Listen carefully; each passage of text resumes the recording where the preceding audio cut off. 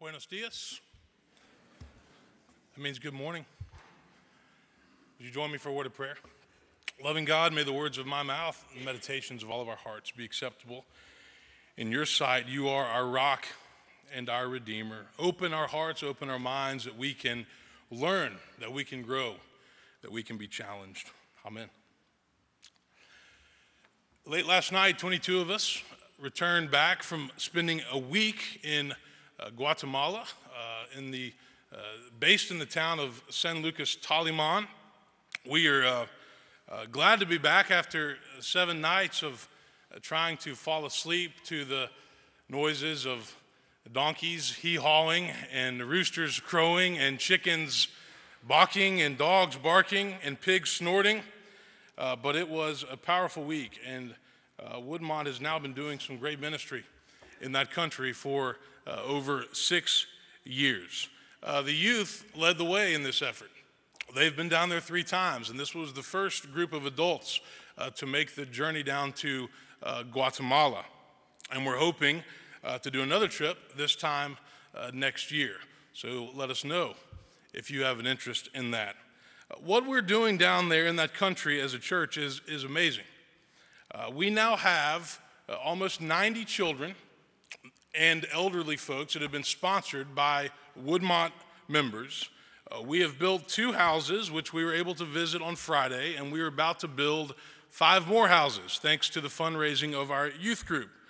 The next 2 should be complete by the end of January, and the families that are going to get those houses, we got to meet them on Friday, and we got to get to know them, and they are truly grateful and excited for what this church is doing for them. I want to say a thank you to Jim and Emmy Thomas for championing this ministry over the past 6 years. And Jim actually had this banner made for Emmy to commemorate 3 different years of trips to Guatemala, 2008, 2011, and 2014. And it was Emmy who first discovered this organization called CFCA, now called Unbound. And she's been the one that has really encouraged other people to get involved, and that passion has been contagious. This week we met many of our sponsored friends down there, some of the ones that we sponsor personally and also ones that some of you sponsor. We got to meet them. We worked one day to harvest coffee in a field. You actually pick what looks like a grape. When you're getting coffee. I'll never go to Starbucks the same way again. We passed out food, we passed out shoes, we passed out other benefits to the families. We visited many different houses, and we saw the brutal living conditions that are in that country. We worked one day to plant trees in a mountain village where erosion and landslides have been a problem, but most importantly of all, we got to meet and we got to get to know these wonderful people and these families who live in conditions that you can't even begin to imagine. And we got to find out what $30 a month can do in that country. We did get in late last night, but I'd like for those that are here at 9:30 service, of course, they got a pass today, but if they're here, would you stand up and thank them for going to Guatemala this week?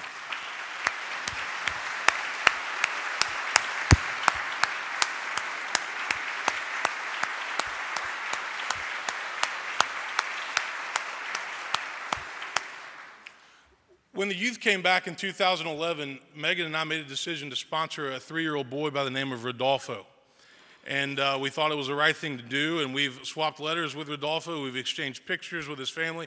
Well, Rodolfo is now 7. He has 2 younger brothers, and I got to meet him and spend the day with him last Monday. I can tell you that for everybody that was on this trip, the day that we got to meet the children that we sponsor was a very emotional day. It was an experience that we won't forget. Sponsoring a child is one thing, but getting to meet him or her and have them wrap their arms around you and with tears in their eyes, thank you for what you are doing for their family is a completely different experience. I'll remember that as long as I live. Sheer joy and gratitude. I've never seen or experienced the kind of third world poverty that we saw this week. I've heard about it. I've read about it. But I have never seen it face to face. And when you see it face to face, it does something to you. These people have absolutely nothing from a materialistic perspective. They live in houses that are made of cinder blocks and bamboo and wood and tin and mud. Most of them have dirt floors. A lot of them have roofs that leak when it rains. The houses are usually about 8 by 12 feet long and wide, which is smaller than most of our bedrooms. And often they have 8 or 9 family members sleeping in that one house in 2 or 3 or maybe 4 beds. But despite these conditions, these people are full of love, they are full of faith, they are full of gratitude, and they are full of hope. The trip changed me in many ways, and it confirmed a suspicion that I have had for some time now. Generally speaking, I think that poor people are much fuller of joy and gratitude than those of us who have plenty. Those of us who live in first world countries, we have luxuries that we take for granted every day, things like clean water, things like electricity, sturdy houses that can withstand the rain, heat and air, 3 meals a day, transportation, economic stability, jobs that pay adequate wages, access to health care. But guess what? While we overlook these basic blessings of life, while we take these things for granted every day, we also know that we remain restless and anxious, fearful, addicted to alcohol, addicted to pills, selfish, discontent. And many of us, if we're honest, would say that we struggle to find inner peace. Why? That is a profound spiritual question that we all must wrestle with. Why? Why are those of us who are so blessed in so many ways, so full of anxiety and worry? Isn't it Jesus who says, don't worry about your life, what you will eat, what you will drink? 2 weeks ago, we finished our fall series on the 10 Commandments, and we looked at the 10th commandment, which says, you shall not covet. And I want to tell you that I don't covet the living conditions of these people in Guatemala. I can't imagine having to live the way that they live and eat the things that they eat and struggle with the things that they struggle with. But here's what I do covet. I covet their spirit and their joy, their simplicity and their hope. I do covet how thankful they are for any help that they can get in life. And I covet their sense of love and their sense of family.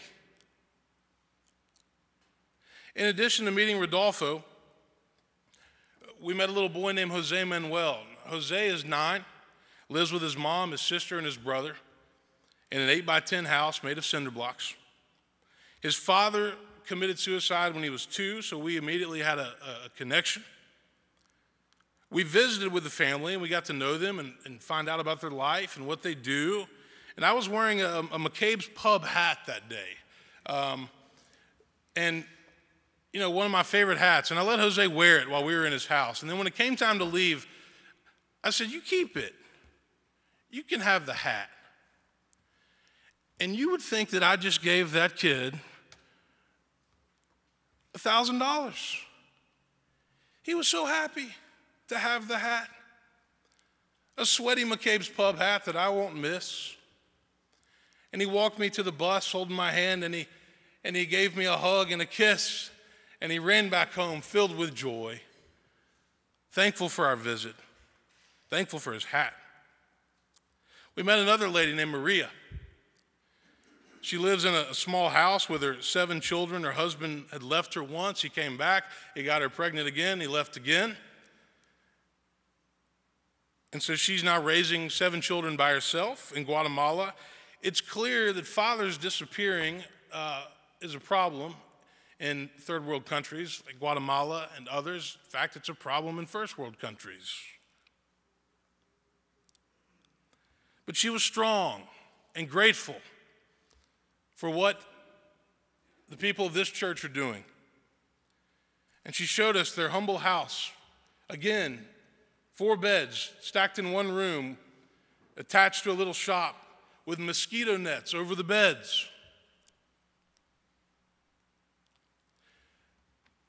We got to find out what $30 a month will do for these families. When you sponsor a child like Rodolfo or Jose or one of Maria's children, you give them access to education, which will hopefully break the cycle of poverty for them. You give them food benefits and shoes, and we pass those out one day. You give them access to health care. But most importantly, what you give them is a sense of hope. Because in most cases, you're basically doubling their monthly income when you give $30 a month to sponsor one of these kids or one of these elderly folks. We have about 90, almost 90 sponsored by Woodmont families, and I think our goal as a group is to try to see that number get up to 100 quickly. I was thinking about the things that we spend $30 on here in the U.S. Lunch at a restaurant, a bottle of wine, a case of beer, a manicure or pedicure, a football ticket, unless you want to go see the Titans. I hear those tickets are free now. We might spend $30 to park downtown at a concert. We can blow that money so fast, and yet giving that money to a family in Guatemala gives them hope, it gives them basic necessities, it gives them education, it gives them the ability to survive, and it reminds them that there are people in other parts of the world that care about them and that love them, and they're not going to leave them to just fend for themselves. You know, when people go on mission trips, they often come back and they're really good at laying a guilt trip down on everybody else. Look at what I did. I went to Guatemala last week. What did you do last week? You need to go to Guatemala. Why don't you care about these people the way our group does? And I really don't have any interest in doing that, although I will tell you that this past week made me reevaluate and think about how I look at life and how I could help more people. Our youth raised $20,000 this fall just putting pink flamingos in people's yards for 2 weeks. And we're probably going to do that again because it worked. And I heard from some people they felt left out. But that will enable us to go and build 5 more houses in Guatemala for these families. And there's some pictures in your bulletin from this past week if you want to look at those. What I want us to continue to do as a church is I want us to continue to wrestle with what it means to live a missional life. A friend of mine took a group down to Honduras, and he writes in a book about how there was a girl there at the end of the trip, and they were in a circle, and she was crying, and she said, you know, I live a comfortable life. I have a good job. I have a stable income. I have money to provide for my family. But there has to be something more to life than this. And she went down there and she discovered that there is something more. You can help people. You can make a difference. I want us to take the words of the prophet Isaiah and the words of Jesus seriously. Isaiah said, is not this the fast that I choose, to loose the bonds of injustice, to undo the thongs of the yoke, to let the oppressed go free, and to break every yoke? Is it not to share your bread with the hungry and bring the homeless poor into your house? When you see the naked, to cover them, and not to hide yourself from your own kin? You see, God cares about and has always cared about the people in this world who have little or nothing. Jesus made that clear. Jesus said, I was hungry, and you gave me food. I was thirsty, and you gave me something to drink. I was a stranger, and you welcomed me. I was naked, and you gave me clothing. I was sick, and you took care of me. I was in prison, and you visited me. And they said, when was it that we saw you hungry or thirsty or naked or sick? And he said, just as you did it to one of the least of these who are members of my family, you did it to me. You did it to me. It'll be very tempting for us this Thanksgiving season and then moving into Advent to just be thankful for what we have and to not do anything else. But Christ calls us to do more. He calls us to serve others, to serve the least of these, and he tells us very clearly that the way that we treat the people who have little or nothing is the way we treat him. There's a phrase that's called compassion fatigue. And I can tell you that all of us felt it this week, because getting up every day and going to another village or another community and seeing how these people live is just kind of like getting your heart ripped out over and over again. But there's also this concept of compassion fatigue, and that we see all the need in the world and all the people that are hurting and all the people that are hungry and all the people that live in poverty, and we say, I just can't address it all. But you got the little boy on the beach with the seashells or the starfish. Somebody walked up to him and said, surely you can't help all these starfish. There's thousands of them. And he picked up a starfish and he threw it back in. He said, I made a difference for that one. He picked one up. He said, I made a difference for that one. He threw another one. He said, I made a difference for that one. You do it one person at a time, one family at a time.